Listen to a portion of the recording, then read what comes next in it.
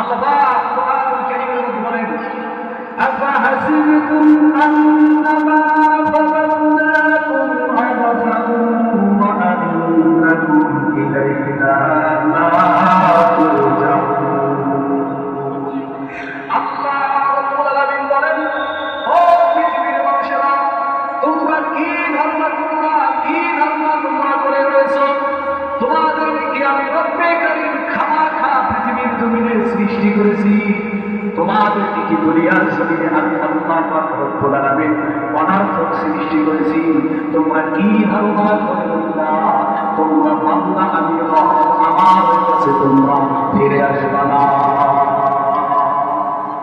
আল্লাহ পাক বলেন, আফাহাসিবতুম আন্নামা খালাকনাকুম আবাসা। ও পৃথিবীর মানুষ, তোমরা কি ধারণা করে রইলা? তোমাদেরকে আমি আল্লাহ দুনিয়াতে অনার্থক সৃষ্টি করেছি, আর তোমরা কি মনে করে রইলা যে তোমরা চিরজীবন পৃথিবীতে থাকবা, আমি এবং আমার কাছে ফিরে আসবো না? আমরা একদিন ছিলাম না, আবার আল্লাহ পাক আপনাকে আমাকে দুনিয়াতে পাঠাইছেন, আবার কার কাছে যেতে হবে? আল্লাহ পাক রব্বুল আলামিনের কাছে প্রত্যাবর্তন করতে হবে, ফিরে যেতেই হবে। এজন্য আল্লাহ বলেন, হে পৃথিবীর মানুষ, তোমরা কি মনে করছো? তোমাদেরকে আমি অনার্থক সৃষ্টি করেছি, তোমরা কি ধারণা করে রয়েছো? তোমরা কি আমি রব, আমার কাছে ফিরে আসবো না?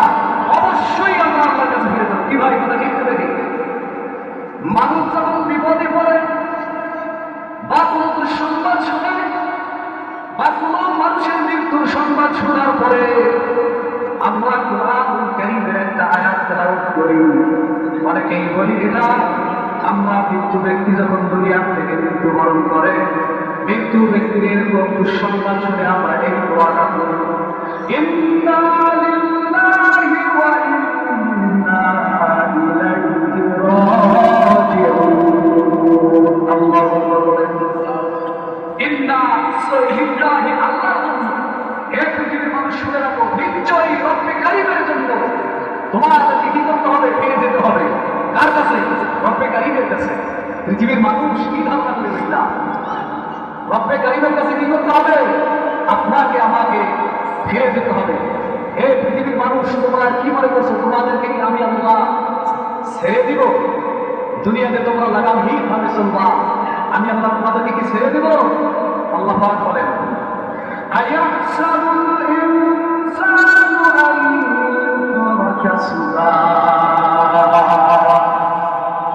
আল্লাহ পাক রব্বুল আলামিন বলেন, পৃথিবীর মানুষ, তোমরা কি মনে করে রইলা আমি রব্বে কারীমকে তোমাদেরকে খামাখা ছেড়ে দিব? এই পৃথিবীর মানুষ, আমি কি তোমাদেরকে খামাখা ছেড়ে দিব? এই পৃথিবীতে যারা মানব রূপে জন্মগ্রহণ করেছে, আল্লাহ বলে, হে মানুষ জাতি, আমি কি তোমাদেরকে খামাখা ছেড়ে দিব? তাহলে রব্বে কারীম আপনাকে আমাকে কি করবেন? ধরবেন। প্রত্যেকটি জিনিসের সম্মুখীন হতে হবে। আমরা তো পৃথিবীতে এসে আল্লাহ বিধিবিধান লঙ্ঘন করতেছি, মানতেছি না। আল্লাহ রাব্বুল আলামিন বলেন, ওয়া মা খালাকনাস সামাওয়াতি ওয়াল আরদা ওয়া মা বাইনাহুমা লাঈবিন। পৃথিবীর মানুষ, আসমান আর জমিনের মাঝে, আসমান আর জমিনের মাঝে তোমরা যা কিছু দেখো, তোমরা কি মনে করছো এগুলোকে আমি খেলতামাশা হিসেবে সৃষ্টি করেছি, খেলনা হিসেবে সৃষ্টি করেছি? না বান্দা, কিভাবে অনার্থক সৃষ্টি করি নাই, খেলতামাশা এরকম করে সৃষ্টি করি নাই। আসমান আর জমিনের ভিতরে যা কিছু দেখো, এগুলো সব আল্লাহর জন্য সৃষ্টি করেছে। সুবহানাল্লাহ। আল্লাহ রাব্বুল আলামিন বলেন, ওয়ালাকাদ খালাকনাল ইনসানা ওয়া না'লামু মা তুওয়াসওয়িসু বিহি নাফসুহু ওয়া নাহনু আকরাবু ইলাইহি মিন হাবলিল ওয়ারিদ। অবশ্যই আমি মানুষকে সৃষ্টি করেছি, আর মানুষের ভিতরে কি কল্পনা, কি যন্ত্রণা, কি ওয়াসওয়াসা আসে আমি সব ব্যাপারে জানি। কে জানেন ভাই? প্রত্যেকটি মানুষের অন্তরের খবর জানেন কে? আল্লাহ পাক রব্বুল আলামিন। আপনি রাতের অন্ধকারে কাকে মারার পরিকল্পনা করতেছেন? আপনি কাকে ঠকানোর জন্য পরিকল্পনা করতেছেন? আপনি কাকে বাড়ির পাশে বিপদে ফেলার জন্য ষড়যন্ত্র করতেছেন? সব কিছু দিলের অন্তরের খবরগুলি জানেন কে বলেন? কে জানেন? আল্লাহ রাব্বুল আলামিন জানেন। প্রত্যেকটি মানুষের দিলের খবর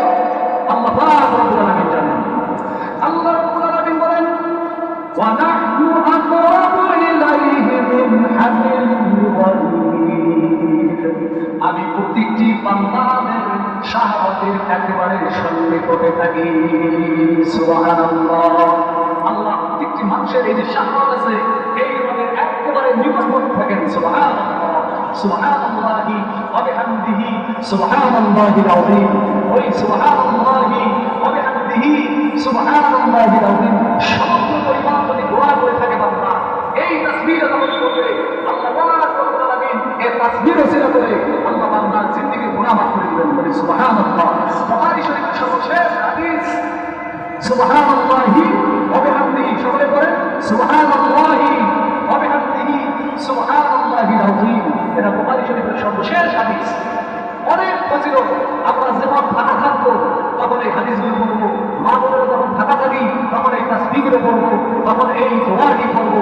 আল্লাহ রবাদিত অসংখ্য সওয়াব দান করবেন। বলি সুবহানাল্লাহ। আল্লাহ রাব্বুল আলামিন বলেন কিয়ামতের যে সূচনা হবে এটা কেমনে হবে বান্দা শুনো। প্রত্যেকটি জিনিস প্রত্যেকটি বিষয়ে রব্বে কারীমের কাছে বান্দাকে জবাবদিহি করতে হবে। এমন কোন জিনিস নাই বান্দা পার করে যেতে পারে। প্রত্যেকটি বিষয় প্রত্যেকটি কারণে রব্বে কারীম বান্দাদেরকে জিজ্ঞাসা করবেন। কি জিজ্ঞাসা করবেন? আল্লাহ রাব্বুল আলামিন বলেন ইন্নাস সামআ ওয়াল বাসারা ওয়াল ফুআদা কুল্লু উলাইকা কানা আনহু মাসউলা।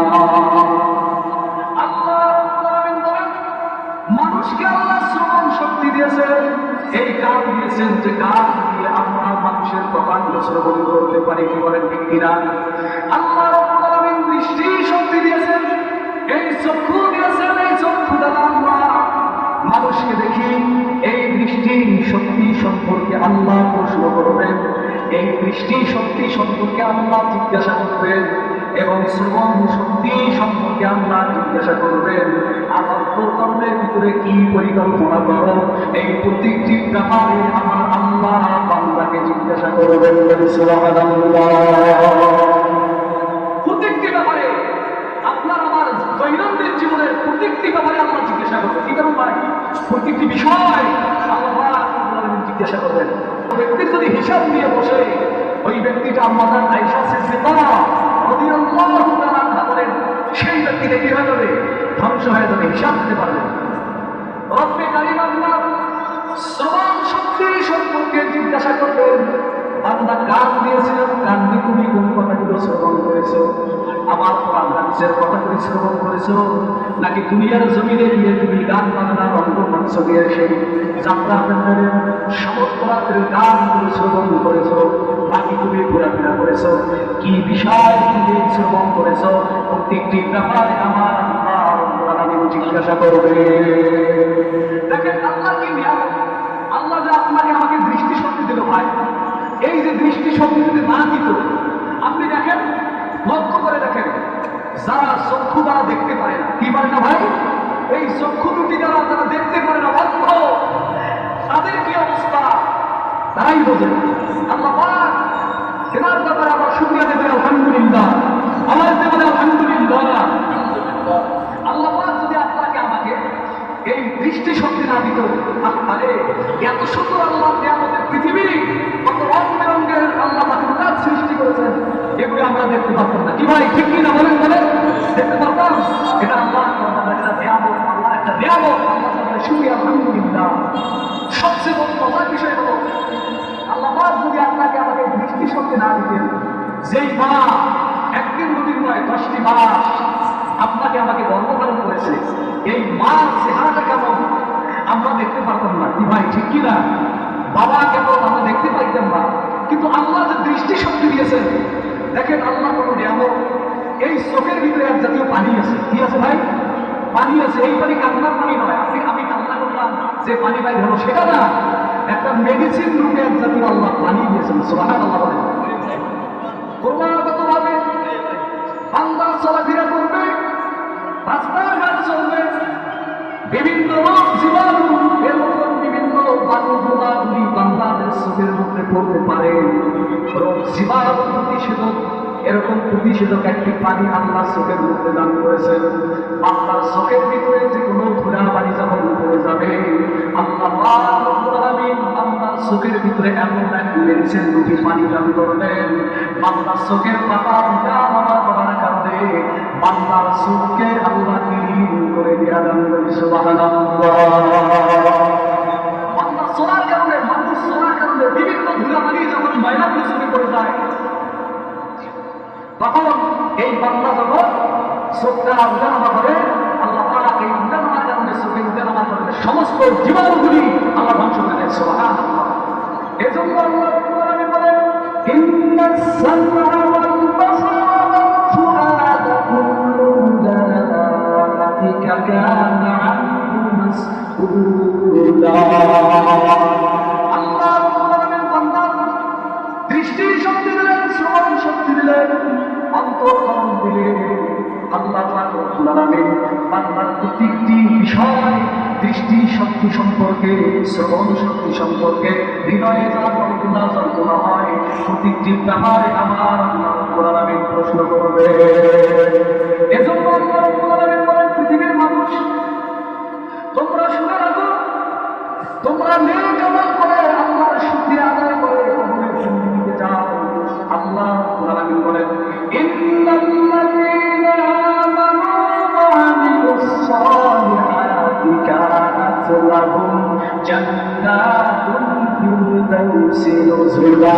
আল্লাহ বলেন, আল্লাহ বলেন যে ব্যক্তি ঈমান আনার পরে, হয় তারা ঈমানদার, নেক আমল করার কারণে বান্দা হয়ে গেছে নেককার, আমার আল্লাহ প্রতিশ্রুতি দিতেছেন, বান্দারে আমি ওই সমস্ত বান্দা বান্দা যারা ঈমান আনয়ন করেছে, নেক আমল করেছে, আমার আল্লাহ রাব্বুল আলামিন ওই সমস্ত বান্দা বান্দাদের জন্য হয়ে যাবে জান্নাতুল ফিরদাউসে জিম্মাদার। সুবহানাল্লাহ।